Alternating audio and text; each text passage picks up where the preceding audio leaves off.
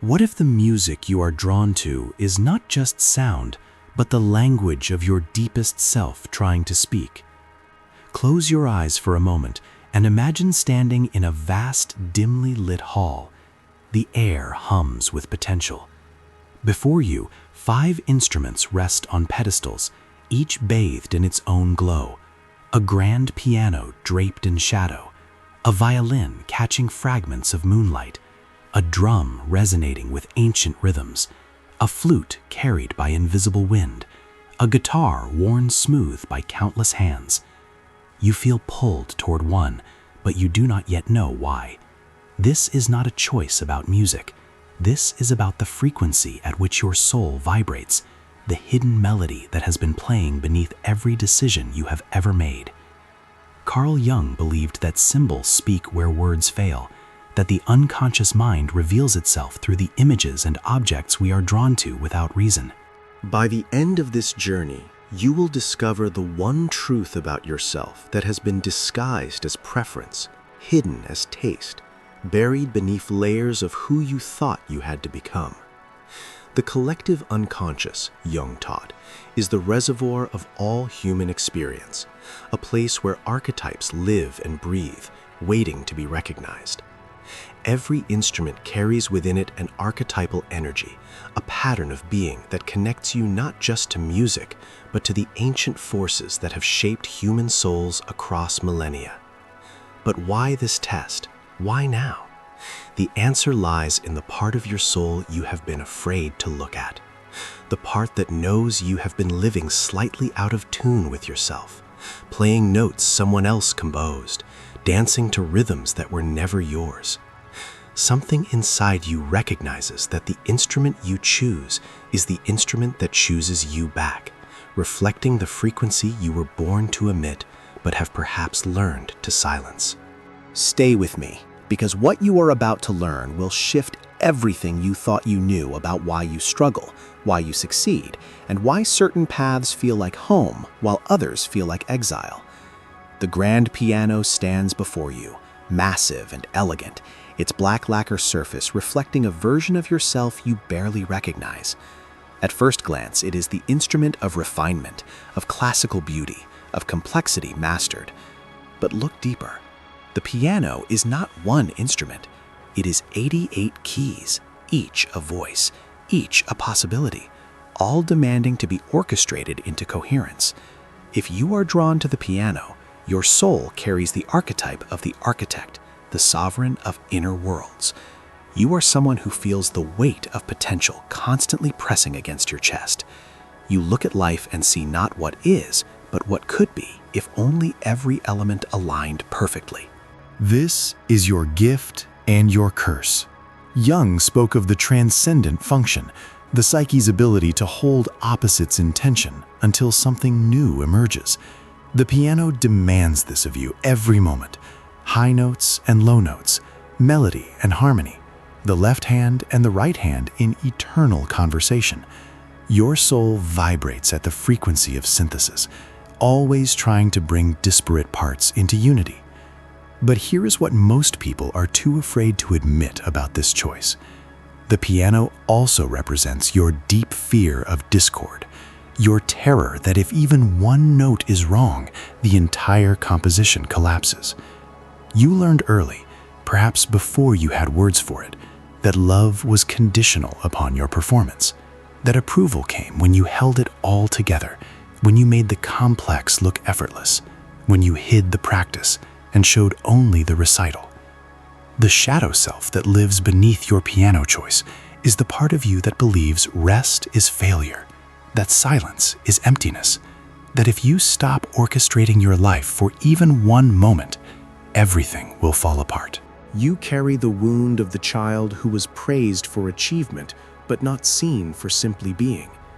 The instrument you choose reveals that your soul is tired of performing symphonies for audiences who never asked if you wanted to play something simpler, something softer, something just for you. The color psychology of the piano deepens this understanding. Black keys and white keys, never blending, always distinct, always in relationship. This is your inner world. You live in absolutes more than you admit, right and wrong, success and failure, worthy and unworthy. The spaces between feel dangerous to you because you were taught that gray areas are where people lose themselves. But Jung would tell you that wholeness comes not from choosing black or white, but from accepting that you are the full keyboard, capable of playing in every key, major and minor, consonant and dissonant. Your soul longs to discover that beauty does not require perfection, that the most moving music often comes from the mistakes, the unexpected notes, the moments when control dissolves and something true emerges. You have spent so long being the composer that you forgot you are also allowed to be the song. Now listen closely, because this next part changes everything. The violin waits in its own pool of light, small and intimate, its curves like a body held close. If the piano is about complexity, the violin is about intensity.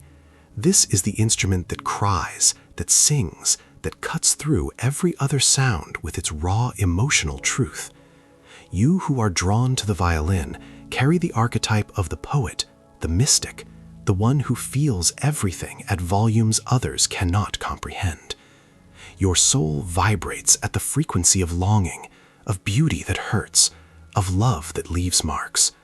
You do not experience life, you are experienced by life. Every moment has the potential to undo you or redeem you, and you would not have it any other way. This is what makes you both magnificent and exhausted. The violin demands nearness. It must be held against your body, tucked beneath your chin, supported by your heart. There is no distance between player and instrument. This is your relationship with existence. You cannot observe life from a safe position. You are always inside it, always feeling its vibrations through your bones, always translating its frequencies into something others can almost understand. Jung wrote about the wounded healer, the archetype of one who transforms pain into medicine. The violin is this transformation made audible. Every note pulled from its strings is both suffering and transcendence, both question and answer, both the wound and the healing happening simultaneously. But here is what the violin reveals about your shadow self. You are afraid that if you stop feeling intensely, you will disappear, that your identity has become so entangled with sensitivity that you no longer know who you would be if things did not touch you so deeply. Somewhere in your childhood, you learned that your emotions gave you value, that your ability to perceive what others missed made you necessary, made you special, made you worth keeping. Perhaps you grew up in a household where feelings were dangerous, and you became the one who felt on behalf of everyone else. Perhaps you were the child who cried for the family, who broke so others did not have to, who transformed numbness into music. The cost has been high. You are tired of being the tuning fork for other people's pain. You are exhausted from vibrating at frequencies meant to soothe, to heal, to awaken everyone but yourself. The violin speaks in a single voice, but requires extraordinary technical precision. 1 millimeter of misplaced finger pressure, and the note screams instead of sings. This is your life. You are always calibrating, always adjusting, always trying to find the exact position where your truth can be spoken without destroying what you have built. You fear your own intensity because you have seen how it overwhelms people, how they step back when you step forward with your full self, how they ask you to play softer, quieter, less. The next sign is even more telling of your future. Stay with me, because what you need to hear will arrive in the pulse of the drum. The drum sits grounded, elemental, stripped of ornamentation. If you are pulled toward the drum, you carry the archetype of the warrior, the shaman, the one who remembers that before melody, there was rhythm. Before thought, there was heartbeat. Before civilization, there was the pulse of earth, meeting foot, meeting hand. Your soul vibrates at the frequency of the body, of instinct, of the ancient knowing that lives in your cells and has no language. You are someone who has learned to distrust the mind, because the mind lies, but the body always tells truth. You move through the world seeking what is real, what is raw, what cannot be performed or pretended. The drum is percussion, impact, the meeting of force and surface. This is how you experience growth and change. Not gradually, but suddenly. Not through gentle evolution, but through crisis and breakthrough. You do not tiptoe into transformation. You collapse and rebuild. You burn and rise.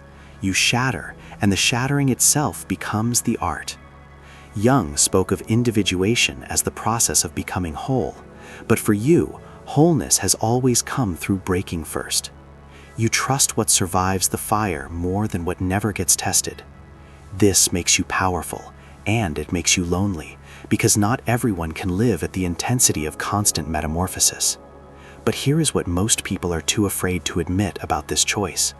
The drum also represents your disconnection from softness, your deep suspicion of vulnerability that does not arrive through struggle. You learned early that gentleness was weakness, that to survive you needed to develop a rhythm that could not be interrupted, a beat that could drown out fear. Perhaps you grew up in chaos and the drum became your way of imposing order, of saying to the universe, I will set the tempo, I will decide the pace. You cannot touch me if I am the one making the sound.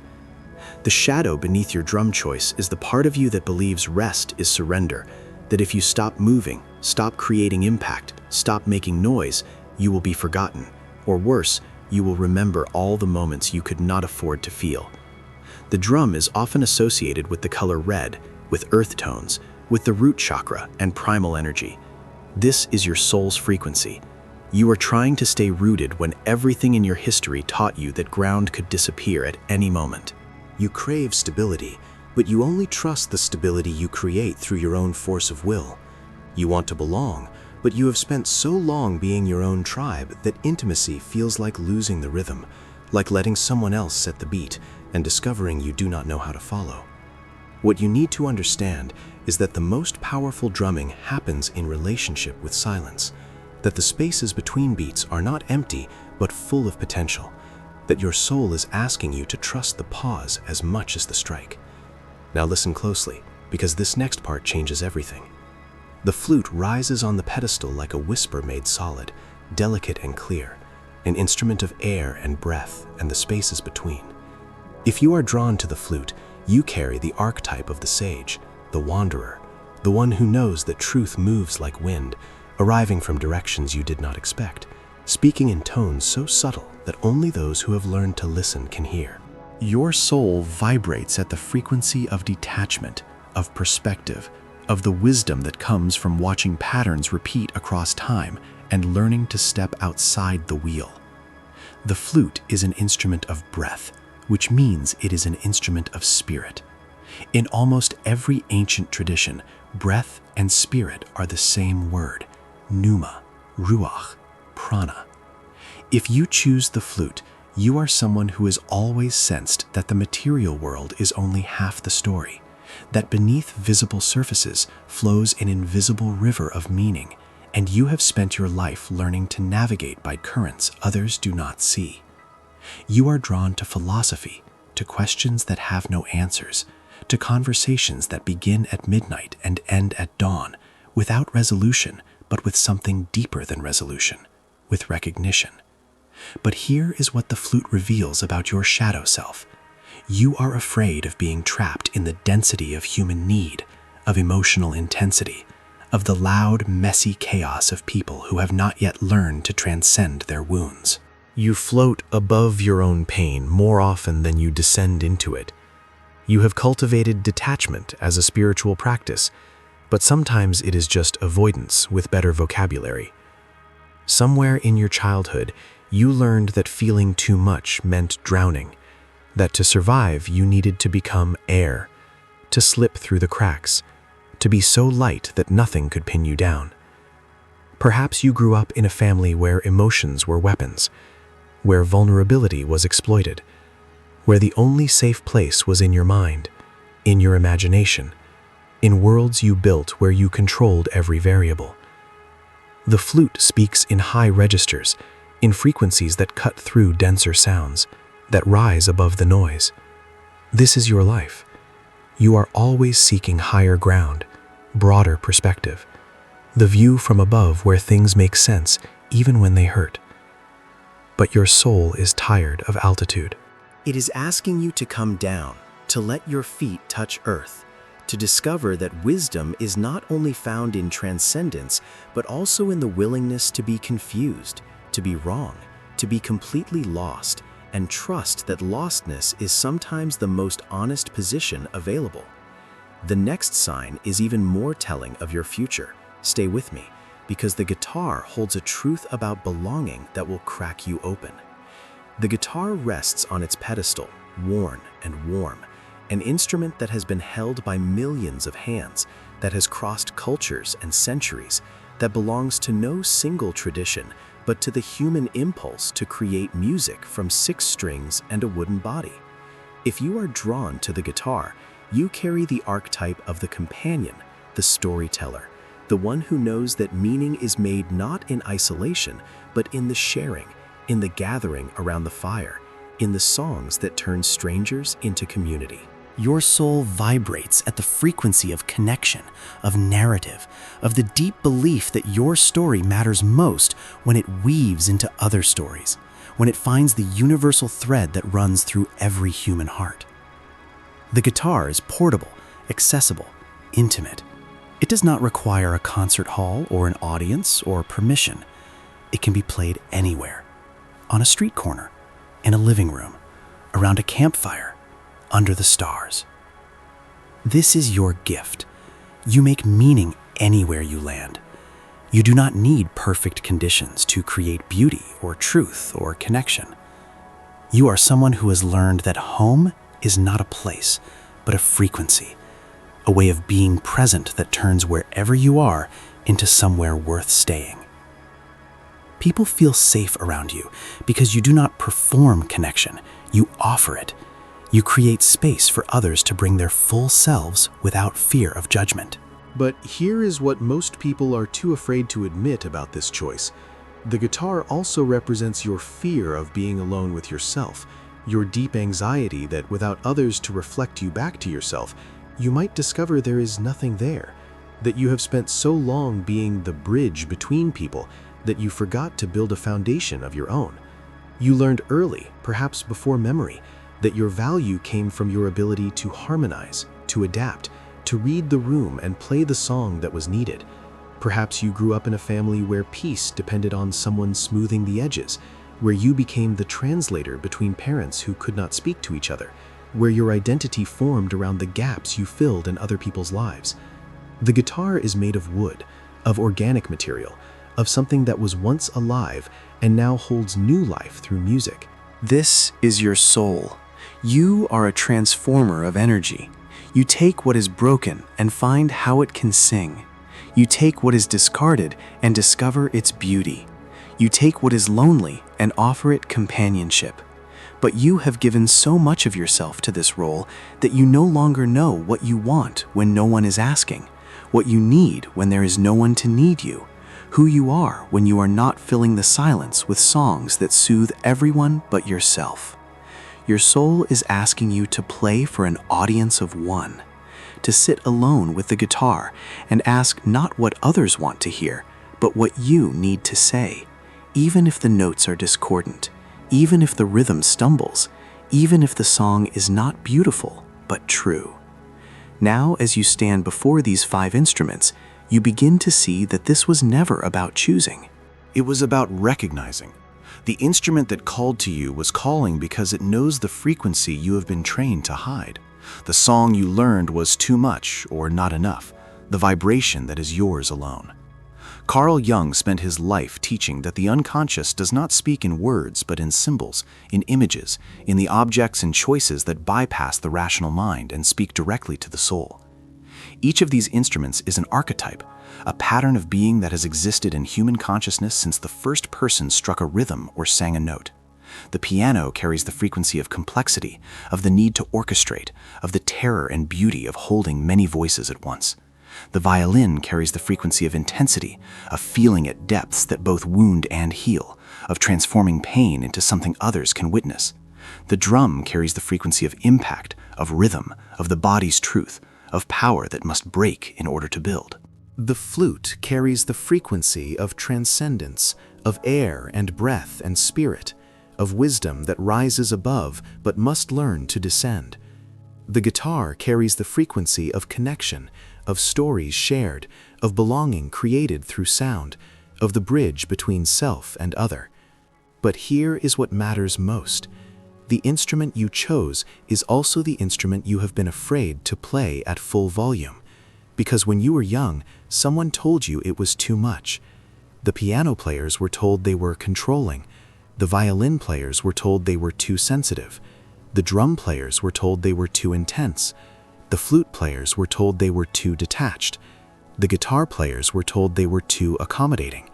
And you learned to turn down the frequency, to play quieter, to adjust your soul's vibration to fit the narrow range others could tolerate. But the price of that adjustment has been everything. Your joy, your vitality, your sense of purpose, your ability to recognize yourself in the mirror. Jung wrote that your vision will become clear only when you can look into your own heart. Who looks outside dreams. Who looks inside awakes. The instrument you chose is not just revealing your soul's frequency, it is inviting you to play it fully, without apology, without adjustment, without the constant calibration of whether you are too much or not enough for the people around you. This is the work of individuation, of becoming whole, of integrating the parts of yourself that were exiled because they did not fit, because they made others uncomfortable, because they required you to take up space you were taught you did not deserve. If you chose the piano, your soul is asking you to stop performing and start playing, to discover that wholeness does not require perfection, that the mistakes are often where the music becomes most human, most touching, most real. If you chose the violin, your soul is asking you to honor your intensity without making it your identity, to feel deeply without believing that depth is the only way to matter. If you chose the drum, your soul is asking you to trust the silence between beats, to find power not only in impact, but in the willingness to be still, to let the earth hold you instead of always holding yourself together through force of will. If you chose the flute, your soul is asking you to descend from the heights, to touch ground, to discover that embodiment is not a trap, but a homecoming. If you chose the guitar, your soul is asking you to play for yourself first, to build a foundation inside that does not depend on reflection from others, to learn that you exist even when no one is listening. This is the moment where everything changes. Not because you now know something new, but because you can no longer pretend you do not know what you have always known. The frequency your soul vibrates at is not a preference, it is a truth. And the only question left is whether you will honor it, whether you will turn up the volume, whether you will stop apologizing for the music that is yours alone to play. The world does not need another person playing quietly, safely, within the acceptable range. The world needs you at full frequency, dissonant and beautiful and true, the exact note that only you can sound, the instrument that chooses you back because it recognizes in you the possibility of music that has never been played before. Go now into the comments and tell me which instrument called to you and why. Not the reason you think sounds right, but the truth that moved through your body when you saw it. Because your story is part of the greater song, and every voice that joins creates harmony from what seemed like chaos. This is how we remember who we were before we learned to be quiet. This is how we find our way home.